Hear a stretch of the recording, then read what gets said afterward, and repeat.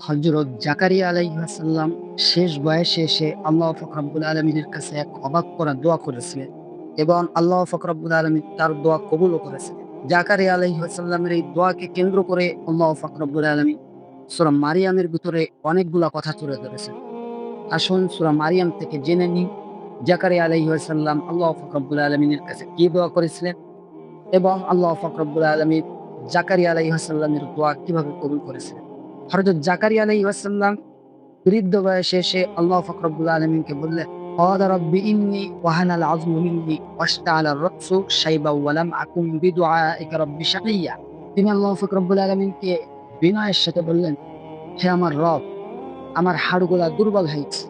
আমি বৃদ্ধ বয়সে পৌঁছায় গেছি। আমার মাথার চুলগুলা সাদা হয়ে গেছে।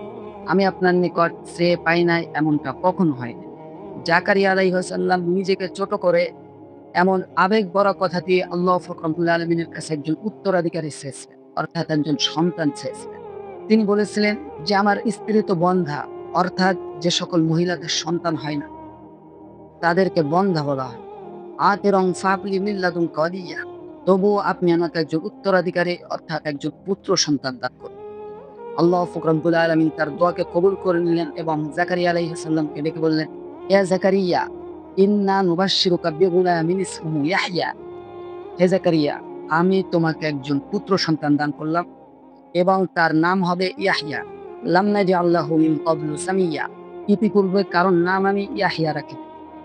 অর্থাৎ জাকারিয়া আলাইহিস সালামকে শেষ বয়সে এসে আল্লাহ পাক রব্বুল আলামিন একজন পুত্র সন্তান দান করলেন এবং তার নাম আল্লাহ নিজেই রেখে দিলেন ইয়াহইয়া। আমরা ইয়াহইয়া আলাইহিস সালাম নামে যে নবীকে চিনি, তিনি হলেন হযরত জাকারিয়া আলাইহিস সালামের সন্তান এবং হযরত ইয়াকুব আলাইহিস সালামের বংশধর। এই কয়টা আয়াত থেকে আমরা ছোট একটা শিক্ষা নিতে পারি। হযরত জাকারিয়া আলাইহিস সালাম জানতেন শেষ বয়সে এসে সন্তান পাওয়া সম্ভব নয়।